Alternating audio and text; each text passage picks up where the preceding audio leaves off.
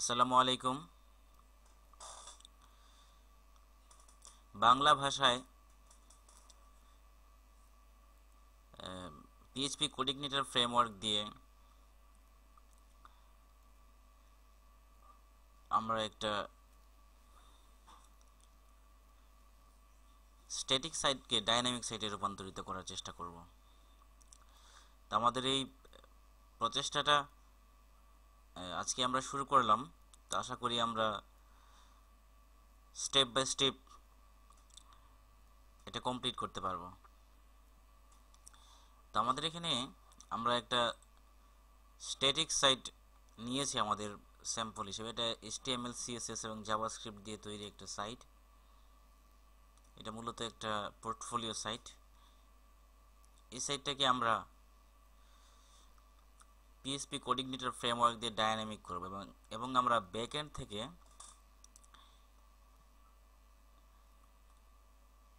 আমরা আমাদের admin panel, আমাদের ড্যাশবোর্ড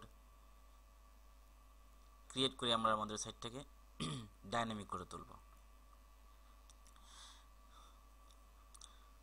তো চলুন আমরা কাজ শুরু করে দিই। তো প্রথমেই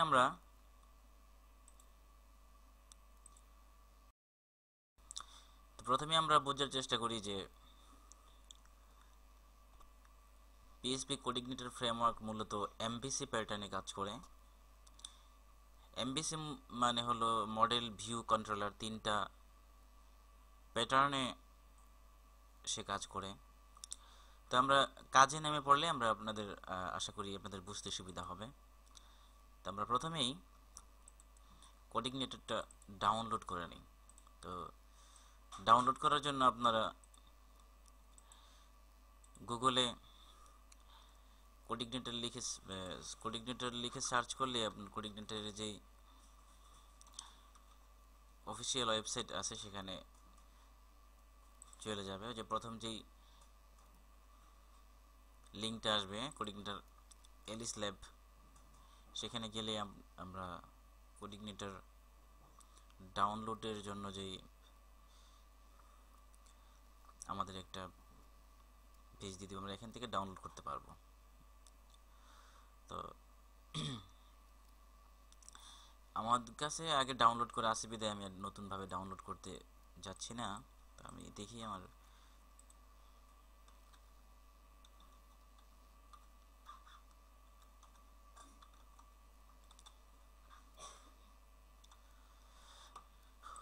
কাছে আগে ডাউনলোড করা আছে। তো আপনার কাছে প্রথমবার ডাউনলোড করলে আপনারা এখান থেকে ডাউনলোড করে নেবেন, অথবা এই যে কোডিংটা ডাউনলোড লেটেস্ট ভার্সন 2.1.4 এখান থেকে ডাউনলোড করে নেবেন। এই ডাউনলোড বাটন প্রেস করলে ডাউনলোড হয়ে যাবে। এটা একটা জিপ ফাইল। তো যাই হোক, তো আমরা ডাউনলোড করার পর আমাদের যে কাজটা হলো, আমাদের প্রথম কাজটা হবে আমাদের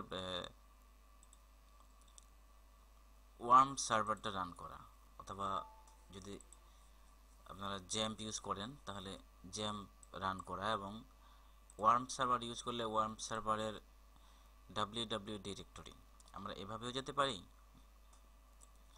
অথবা আমাদের লোকাল ডিক্সি আমরা যেহেতু এটার সি ড্রাইভে ইনস্টল করা আছে সেখান থেকে ওয়ার্ম থেকে www ডিরেক্টরিতে যেতে পারি।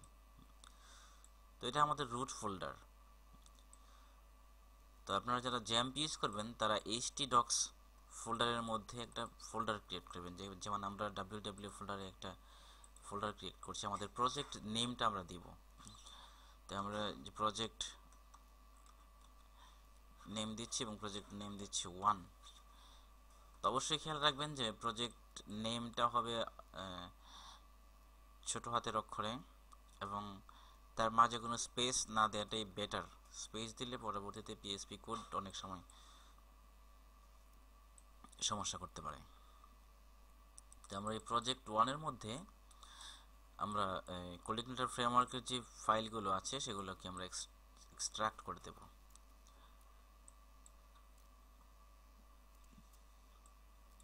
তো আমাদের প্রাথমিক কাজ মোটামুটি হয়ে গেছে, আমাদের প্রজেক্ট 1। তো আমরা যদি এখন আমাদের ব্রাউজারে যাই এবং লোকাল হোস্ট লিখে যদি আমরা এন্টার দিই এবং আমাদের প্রজেক্ট নেমটা হলো প্রজেক্ট 1, আমার এখানে আগে থেকে কিছু প্রজেক্ট করা আছে, তো যাই হোক আমরা প্রজেক্ট 1 নামে যে একটা প্রজেক্ট করেছি সেখানে ক্লিক করি এবং আমাদের সামনে যদি এই ইন্টারফেসটা আসে তাহলে আমরা বুঝবো যে আমাদের কোঅর্ডিনেটর ফ্রেমওয়ার্কটা ঠিকঠাক আমরা ইনস্টল করতে পেরেছি। তো এই হলো আমাদের মূলত কোঅর্ডিনেটর ইনস্টল করা। তারপর আমাদের কনফিগার করতে হবে আমাদের কাজের উপযোগী করতে গেলে। তো সেই জন্য আমরা আমাদের যে এডিটর, যেমন আমি নেটবিনস ইউজ করছি, আপনারা যে কোনো টেক্সট এডিটরই করতে পারেন। তো নেটবিনস ইউজ করলে আমরা কিছু পিএসপি কোড লেখার ক্ষেত্রে কিছু এক্সট্রা বাড়তি সুযোগ সুবিধা পাচ্ছি। তো যাই হোক আমরা আমাদের প্রজেক্টটাকে অ্যাড করে নিচ্ছি, নেক্সটে ক্লিক করব।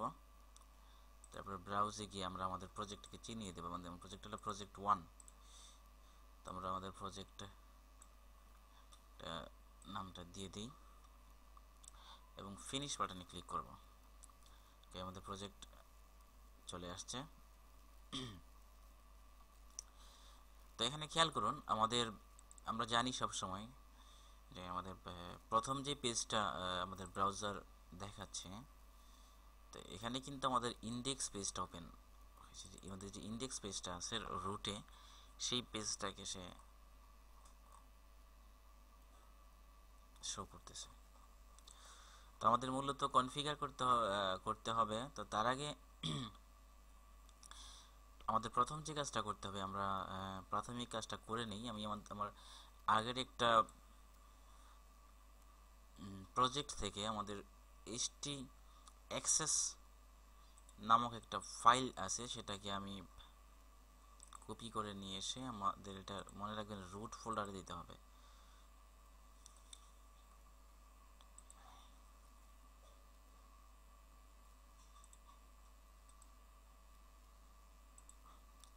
তো রুট ফোল্ডারে আমরা দিয়ে দিলাম htAccess নামে। তো এখানে আমরা শুধুমাত্র আমাদের প্রজেক্ট নেমটা চেঞ্জ করে দেব। যেমন আমাদের প্রজেক্ট নেমটা হবে প্রজেক্ট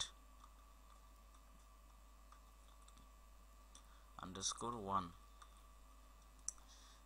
দিয়ে সেভ করে দেবো। আমাদের কনফিগারেশনের একটা ধাপ আমরা সম্পন্ন করলাম। তারপরে আমরা আমাদের দ্বিতীয় ধাপে যাব। তো সেজন্য আমরা অ্যাপ্লিকেশন ফোল্ডারে যাচ্ছি এবং অ্যাপ্লিকেশন ফোল্ডারের মধ্যে আমরা যে কনফিগ ফোল্ডার আছে সেখানে যাব। সেখানে গিয়ে আমরা আমাদের এখন htAccess ফাইল এবং ইন্ডেক্স পিএইচপি ফাইল, এই দুটো ফাইল ক্লোজ করে দেব এবং আমরা autoloaded.php, config.php এবং database.php তিনটা ফাইল আমরা ওপেন করব। তো আমরা অটোলোড ফাইল থেকে শুরু করি। তো আমরা অটোলোড ফাইলে আমাদের যে লাইব্রেরি আছে সেখানে আমরা কিছু লাইব্রেরি লোড করে দিয়ে আসবো। যেমন আমাদের এখানে আপনারা দেখুন যে প্রোটোটাইপে আমাদের অটোলোডের কিছু লাইব্রেরি আমরা এক্সট্রা সুবিধা পাচ্ছি। ডাটাবেজ, সেশন, XML আর PC। তো আমরা যদি আমাদের এই করতে চাই তাহলে আমাদের এটা আমরা এখানে পেস্ট করে দিব। দেন আমরা আমাদের কিছু হেল্পার লাগবে। আমরা আমাদের হেল্পারটা যদি আমরা হেল্পার লোড করে দিয়ে আসি তাহলে আমরা আমাদের হেল্পারটাকে আমরা এখানে লোড করে দিয়ে আসবো।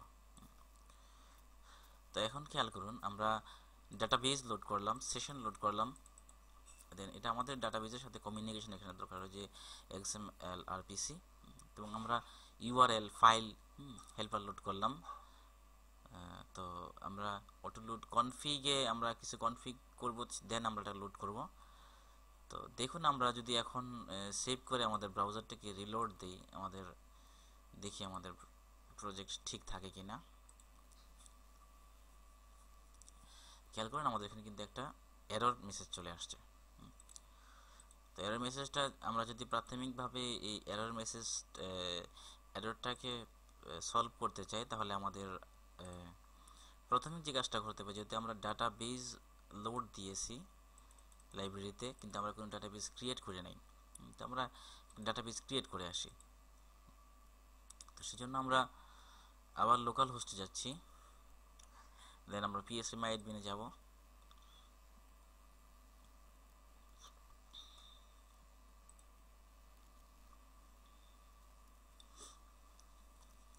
তো আমরা একটা ডাটাবেস ক্রিয়েট করব। ক্রিয়েট করে ডাটাবেসে ক্লিক করব এবং আমাদের এখানে যে প্রজেক্ট, আমি আমাদের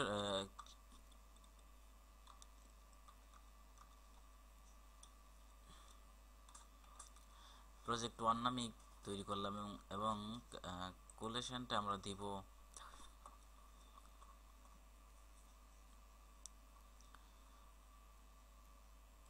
UTF-8 জেনারেল CI দিয়ে আমরা ক্রিয়েটে ক্লিক করব। তো আমাদের এখানে ডাটাবেস ক্রিয়েট হয়ে গেছে। দেন আমরা যদি ডাটাবেস ক্রিয়েট হয়েছে, কিন্তু আমরা আমাদের ডাটাবেস যে ফাইলটা আছে database.php তে যাব এবং এখানে আমাদের যে হোস্ট নেম, আমরা local host user name, local হোস্টের ইউজার নেম বাই ডিফল্ট থাকে রুট, পাসওয়ার্ড থাকে না, এবং ডাটাবেস আমরা যে ডাটাবেসটা ক্রিয়েট করলাম সেটা থাকে, তো আমরা সেটা দিয়ে আসি। আমাদের ডাটাবেসটা ক্রিয়েট করলাম আমরা প্রজেক্ট 1 নামে, দিয়ে আমরা সেভ করে বের হয়ে আসবো। এবং দেন আমাদের অটোলোডে আমরা ডাটাবেস দিলাম। এখন আমরা যদি আমাদের ফাইলটাকে আবার রিলোড দেই, আমাদের একই সমস্যা দেখা যায়। তার কারণ হচ্ছে আমরা সেশনটা লোড করেছি। আমরা যদি সেশনটা খেয়াল করুন, আমরা যদি সেশনটাকে কেটে দিয়ে আসি, দেন সেভ করে যদি আবার আমাদের লোড দিই, আমাদের কিন্তু চলে আসছে। তাহলে আমাদের এখন ডাটাবেস আমাদের ঠিকঠাক কনফিগার করা হয়েছে, কিন্তু আমাদের এখানে সেশন যে এটা আছে সেটা আমাদের কনফিগার করা হয়নি। সেশনটা মূলত আমরা দেখে আসি, সেশন লাইব্রেরিটা লোড করার পরে আমাদের এখানে প্রবলেমটা কি হয়েছে, যে সে এখানে এনক্রিপশন কি চাচ্ছে, required to set an encryption কি। এনক্রিপশন কিটা হলো মূলত একটা সুরক্ষা, যেটা আমাদের সেশনটাকে সুরক্ষা দেবে। তো সেই জন্য আমরা আমাদের config.php তে যেতে হবে এবং আমাদের এখানে বেজ ইউআরএলটা হলো মূলত আমাদের সাইটের যে ইউআরএল। আমরা এখানে Ctrl+C দিয়ে আমরা এটাকে বেজ ইউআরএল হিসেবে দিয়ে দেব। এবং তারপর আমাদের এই যে index.php সেটা থাকবে না। কেন থাকবে না? আমরা যে htaccess ফাইলটা যে দিলাম সেটা যে কনফিগ করবে আমার htaccess ফাইলকে, তো সেই জন্য আমাদের এটা এখানে লাগছে না।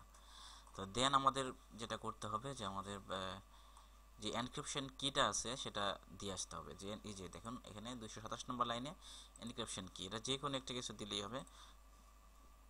যেমন আমি ABCD দিলাম, দিয়ে আমরা সেভ করে এখন যদি আমরা আমাদের এটাকে লোড করি, তাহলে আমাদের যে এররটা কিন্তু আর হচ্ছে না।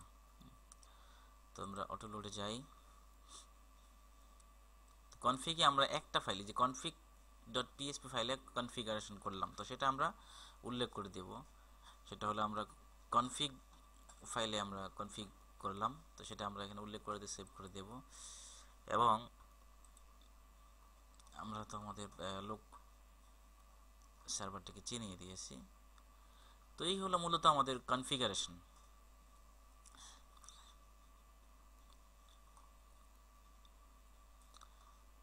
তো আশা করি আপনারা বুঝতে পেরেছেন। তো তারপরে আমরা